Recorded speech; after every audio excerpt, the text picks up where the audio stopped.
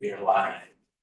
All right, everyone, welcome back after lunch. 1 p.m. on February 11th, if I recall. Yes, February 11th.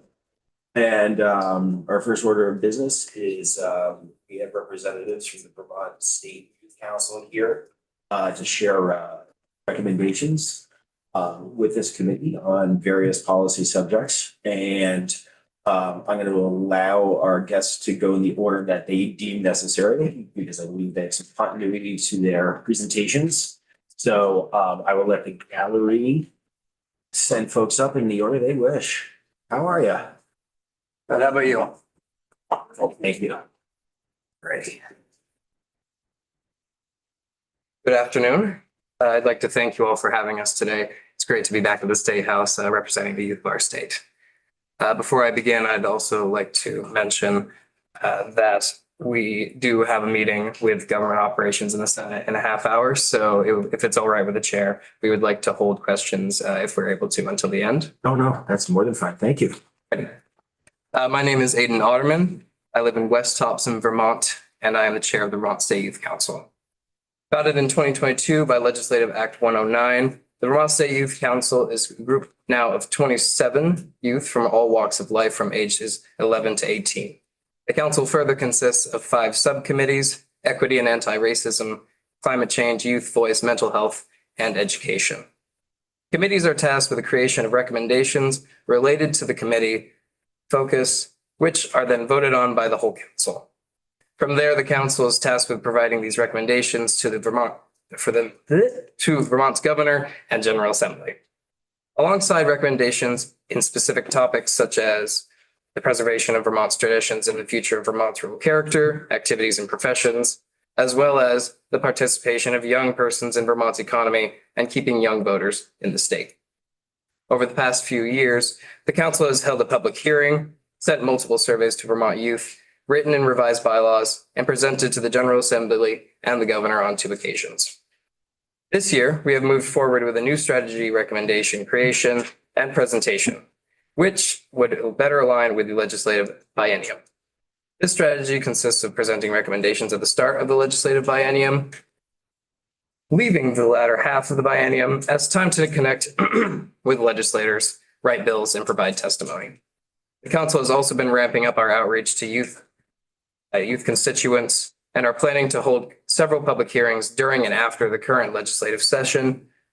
The Vermont State Youth Council has also been a key provider in providing a platform of youth voice in our state.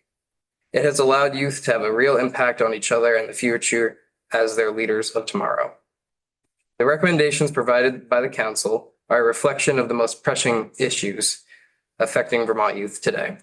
I will now hand it over to the Education Committee, and I will circle back later to close out our testimony. Thank you. Thank you.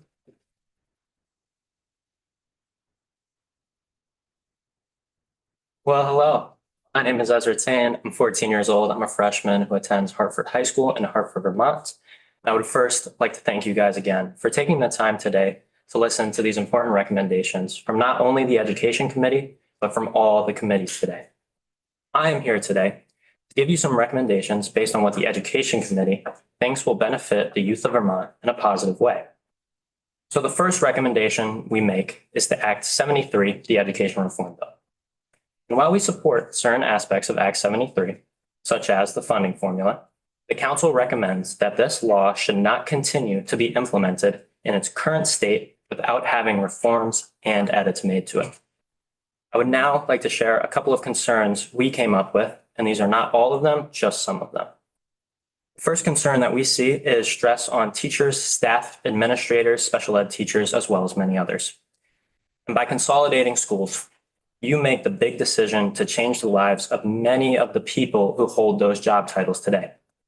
Many of them will be laid off and without a job and no chance of teaching in Vermont. The ones who are still employed will be under tons of stress with many new students, bigger classes, and possibly new areas of Vermont they've never been to before. And that can weigh heavy on their mental health. The other example I would like to share today is distance, more specifically bus routes. 2 hours on a bus is too long. For one, it prohibits students from participating in after-school activities because they already have a 2-hour bus ride ahead of them and just have to get home. We think that 45 minutes seems like a more reasonable time to spend on a bus, but even that is a very long time. The second recommendation we would like to make today is that we recommend that financial literacy and life skills, home economics classes be required in schools. Additionally, allowing all high school students access to alternative learning pathways such as tech centers. With access to these classes and alternative learning pathways, you open up the world of possibilities for many students. It's a chance for students who may not possess the skills in the classroom to show off their real talent and give them hope and a sense of belonging. Additionally, the life skills class can be a game changer for a lot of students as it teaches them skills that are a necessity for living after high school. And the third recommendation, and the last one we would like to make today, is an increase in the number of specialist teachers, paraeducators, reading, writing, and math interventionists, certified teachers, equity scholars, counselors, clinicians, student assistance providers, translators, and many more in schools. These specialist teachers are necessities for schools everywhere, all over the world. For many students, they can make the difference between effective learning and staring blankly into space, not learning anything. The problem here is there isn't enough of these teachers in schools in Vermont, and it's not even close. One statistic I can give you is that there are less than 50 student assistance providers in Vermont. A student assistance provider is a trusted adult in the community who is funded to do prevention with youth-like coalition leaders. That means an SAP or student assistance provider is vital in a community when we talk about prevention. And since there are less than 50 in the state, many schools are sharing or are without an SAP altogether. And this is concerning because if there's no one to lead prevention in the community, then there will be no prevention, period. And I use this as just one example, and I could speak all day about how these specialized teachers really help, but I just don't have the time right now. So I want to thank you again for taking the time today to listen to me. And on behalf of the Education Committee, we really do appreciate your time. So thank you guys. Thank you very much, Edward.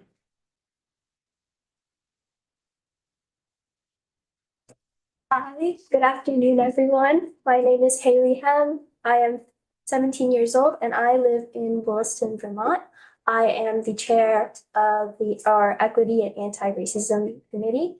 We believe that all Vermont youth deserve to experience belonging and have equitable access to opportunities. We recognize that many Vermonters, largely those with multiple marginalized identities, encounter systemic and cultural and interpersonal barriers to access these rights. And our first recommendation was influenced by the DEI report presented by the Executive Director of Racial Equity for the state of Vermont on January 15th, 2024. We wanted to reiterate a few of these recommendations that may have slipped through the cracks.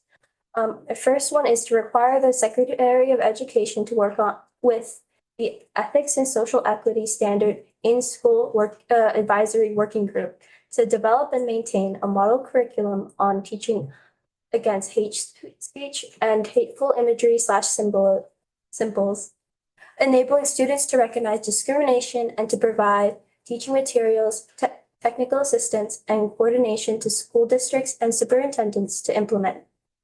As a committee, we recommend that schools be required to state of curriculum that these topics as a part of a required class. Another is to task the Ethics and Social Equity Standards in School Advisory Working Group, and as mentioned previously, with developing a model curriculum on hateful imagery and a model policy on racial equity. Another is to require school boards to adopt a policy on racial equity at least as stringent as the policy to be developed by the Secretary of Education. And additionally, the council recommends the General Assembly to adopt the statewide equity plan as recommended in the 2024 report of the Executive Director of Racial Equity to the General Assembly. Our next recommendation is relating to requiring schools to define the appropriate response for any incident of any level that occurs due to bias or prejudice, using both disciplinary and restorative actions. These consequences should be suggested by individuals trained in diversity, equity, and inclusion. And this can include lessons, presentations, workshops, and restorative justice practices, dialogues relating to the topic of discrimination. The council recommends that this strong effort to change the pattern of bias and prejudice actions without requiring victims to speak with their discriminator. We also recommend passing legislation that requires schools to provide and maintain a feeling of comfort and obligation for students when reporting discrimination they experience and witness, as well as require schools to provide an alternative way of reporting incidents other than verbally reporting them to a teacher.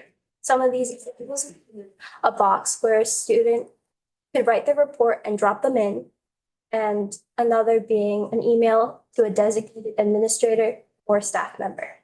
To conclude, we recommend you please prioritize the marginalized youth of Vermont when making legislative decisions and actions. Thank you. And I'll be taking this off to youth mental health.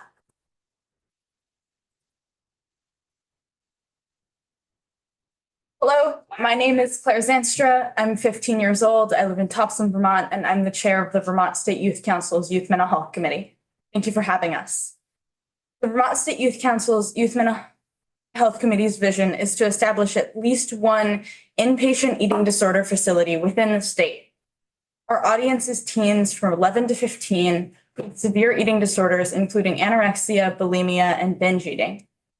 Due to the fact that there are currently no eating disorder facilities for people under 15 in the state, and that the ones that we do have chronically long waiting lists, we on the Youth Mental Health Committee and the Vermont State Youth Council as a whole recommend that the General Assembly pass legislation to have an inpatient eating disorder facility built within the state that accepts people from the ages of 11 to 17.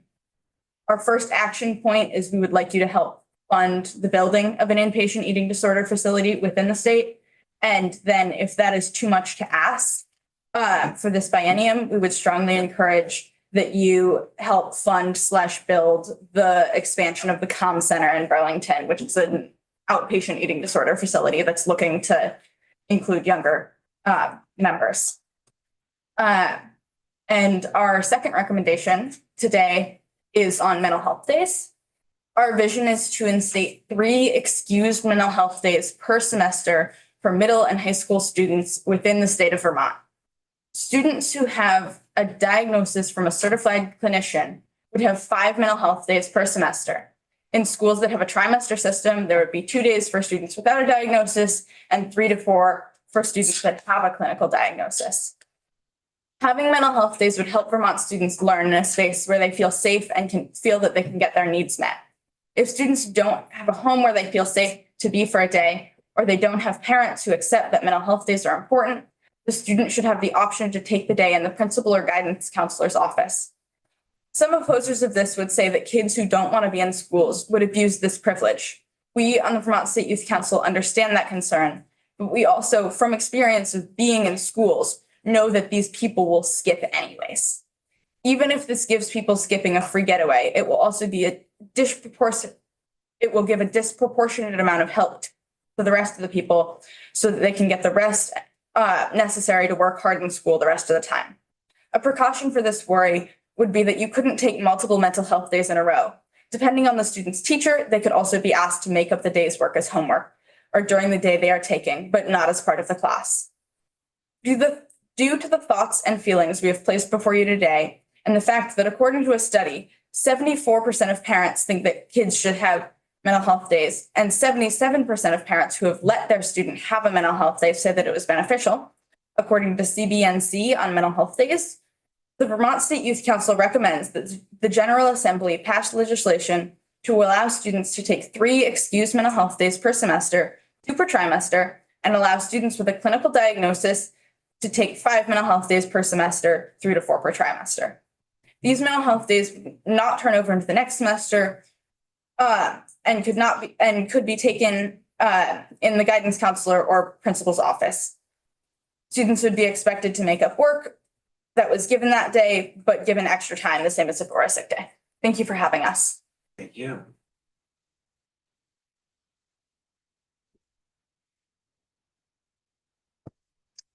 Hello, my name is Finn Sturm. I'm 15. I live in St. Albans, Vermont, and I'm representing the Climate Change Committee. Human-induced climate change affects all of us here in Vermont and across the globe. Though impacts vary by region, Vermont is already experiencing dramatic consequences. July 2023 was the warmest July ever recorded worldwide. And that same month, our state endured catastrophic flooding, showing how climate-related disasters are becoming more frequent and severe. These events affect our communities, wildlife, ecosystems, and natural landscapes central to Vermont's identity. As youth who will inherit this world, we believe we must take part in shaping solutions. Vermont might be small, but we have the capacity to lead through practical, community-driven action. The Vermont State Youth Council therefore recommends that the General Assembly offers tax incentives for co-ops, garden centers, and other outdoor businesses to accept compost for free and benefit from selling the resulting soil, and also providing residents with compost buckets and establishing a statewide online map of compost drop-off locations. And also to support and expand youth environmental stewardship opportunities, engaging young Vermonters in trail work, forestry, conservation, and environmental monitoring. By advancing these actions, Vermont can reduce its negative environmental impact, protect the landscapes we cherish, and safeguard a resilient future for the next generation. The Youth Council looks forward to working with lawmakers to move these efforts forward. Respectfully, the Vermont State Youth Council. Thank you.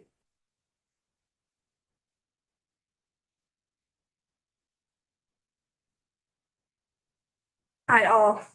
I'm Elizabeth Daly. I'm 18 years old. I was born and raised in Johnson, Vermont, and I'm a senior at Lemuel Union High School. This is my second year with the Youth Council, and I serve as the Youth Voice Chair. I just wanted to say on behalf of the Youth Voice Committee, thank you all for your time. Our first recommendation is that the Council recommends the General Assembly pass a resolution allowing municipalities across the state to extend voting rights to 16 and/or 17-year-olds in local elections and town meetings. This resolution would provide youth with a direct voice in local government, giving way to a generation of youth with a stronger sense of civic responsibility. Our second recommendation is the Council recommending the General Assembly to adopt S8 as introduced to expand eligibility for coverage under the Dr. Dinosaur program to all Vermont residents under 26 years of age or below 312% of the federal poverty level. This expansion would provide a safety net toward those who may not have access to employer-sponsored insurance or those transitioning through differing educational and professional stages, which would ensure their continuity of care during a formative stage of personal and professional development. Youth Voice last recommendation is that the General Assembly refrains from pushing back the implementation of the Raise the Age initiative and to follow through with a July 1st, 2027 date outlined in Act 4. The Raise the Age initiative acknowledges that the human brain is not fully developed at the age of 18 and that poor decision-making on the part of young adults should not be met with punitive, often harsh punishments that follow them for the rest of their lives. Furthermore, it promotes restorative justice practices, which is a form of justice that is oftentimes more effective in dealing with low-stake instances instead of law breaking. Thank you so much for your time. Thank you. So yeah, having held questions, committee or, oh, I'm sorry. You got more coming. My bad. Thought that was it on my list. Never mind. Hello, my name is Harmony Bell Debo. I'm 16 years old. I'm a junior at Harwood Union High School. I am the vice chair of the Vermont State Youth Council, and I'm on the Equity and Anti-Racism Committee, and I live in Warren. Each year, the council is required to present recommendations on youth in Vermont's economy and keeping youth in the state. Our first recommendation for this is we request that the council's federal funding be replaced by an appropriation of $140,000 in state funds for fiscal year 2027 to ensure youth council members have the right to fully express their identity and experiences without federal limits, so they can truly represent the diversity and perspectives of young Vermonters. The total includes $47,000 in youth stipends, venue expenses, and mileage reimbursement for in-person meetings and costs associated with the administrative and technical assistance of Vermont After School in support of the council. The council also recommends the General Assembly create a state fund for affordable housing in the state. To support this fund, the General Assembly should consider installing an inheritance tax of 5% to be applied to Vermonters receiving an inheritance of $250,000 or more. Another consideration would be to use revenue from the already existing estate tax for the Affordable Housing Fund. This tax money will go into State Fund for Affordable Housing using different strategies, such as using abandoned buildings and dorms when empty or building up instead of out. To uphold Vermont's tradition of being a direct democracy at the town level, we also recommend Vermont Public Schools be required to educate students on the history and importance of Town Meeting Day in the days and weeks leading up to it and strongly encourage students to attend. To improve the health and food security of Vermont youth and to support Vermont's farming traditions, the council recommends that Vermont's public schools are to be required and assisted to provide free school meals to all K-12 students and to use a certain amount of food from local farms in these school meals. As you reflect on our recommendations in order to incorporate them into policymaking, we ask you to please notice if there are any recommendations you could do any of the following with at this time in the legislative session. Introduce it as a short form bill, if the committee could take a bill off the wall and add the language for the recommendation in, or if there is a bill you are working on in committee that this language could fit into, or fit it as an amendment to any related bills. If your committee is unable to do this, please let legislators of any other committees know. If so, please reach out to any of us, and if it would be useful, we would be happy to work on incorporating our recommendations into a bill with legislators. We'd also be happy to look at any bills you or any committees want feedback or support on and endorse it or come in and testify for it. Going forward, we are planning to share our recommendations with legislators before the session begins, in order to find champions to introduce bills based on our recommendations, and then advocate, testify, and lobby for them during the legislative session. Thank you. I'll now pass it to Council Chair Aidan Otterman to close us out. Hello again.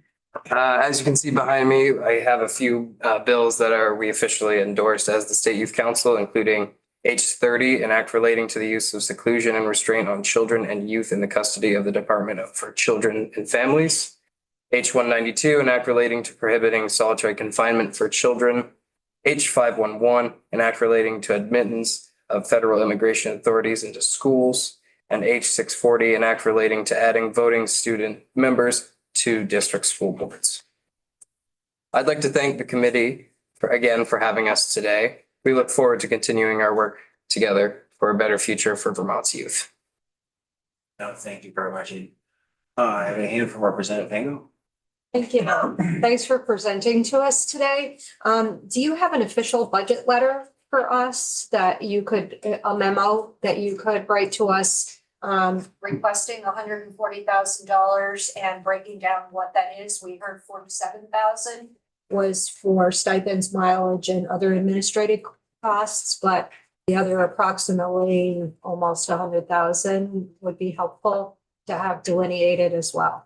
Yeah, definitely. And Nicole, our executive director, would be great to talk to on that. Great, thank you. If you could just email that to our committee assistant, Nick, that would be wonderful. Thanks. Do we have any other questions for our guests here? And so you're presenting to Senate Government Operations after this. Are you visiting any other committees for this presentation? Not today. Okay. Yeah, it's just the reason I'm asking is a lot of the subject matter, as you cited in the slide deck, is relevant to other committees and bill activity in there. So I wasn't sure if you were having this conversation with other folks today. Yeah, not today, but we will probably be working with them in the future. Okay, no, very good. No, thank you so much. I mean, this is a program that, is very enthusiastic when we saw it get set up some years ago. And now to actually see it in execution definitely, makes me very encouraged for the future. So thank you. you. Yes. Yeah, sorry. I guess I just have one quick question. I know that you do these meetings with the legislature for advocacy. Do you do other events that you're advocating at? We held a public hearing last week, I believe, or maybe 2 weeks ago now, for youth to come and advocate for their own personal causes. We also, as we said, talked with the governor, and I believe we're meeting with him sometime in April about our recommendations that we've shared today. But other than that, I don't think I'm missing anything. Newsletter. We've also, I forgot to mention that in my testimony, that we have actually put out a newsletter, our first newsletter, back in January. And we're going to continue, I believe, on a trimester scale 3 times a year, or maybe during 3 times during the legislative session. And who does that go to? That goes to people who have gone to our website and have signed up or have been recommended to sign up to it somewhere else or had the link sent to them. So no activities in the community that you all go out as a group and do? I wouldn't say so, no, other than just the public hearings. Okay. But we're looking into stuff. I know we've been talking about doing more community-based stuff. Okay, thank you. I guess I think I got one more question for you now that since we got a couple of minutes here. It is relevant to one of the bills. So the 1640 Act relating to adding voting student members to school districts and boards. Have you worked with the municipalities, the select boards and city councils on that type of concept with any form of like outreach or input?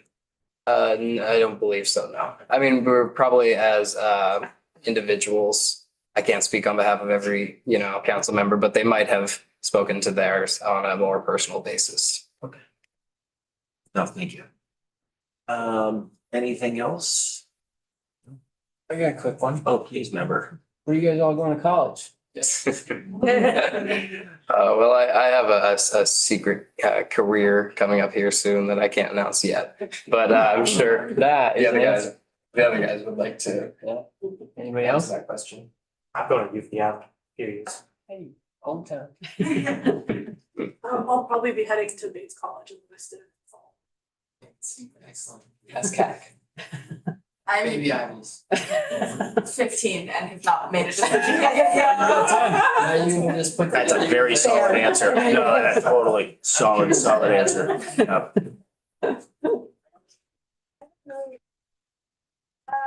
I'm striving for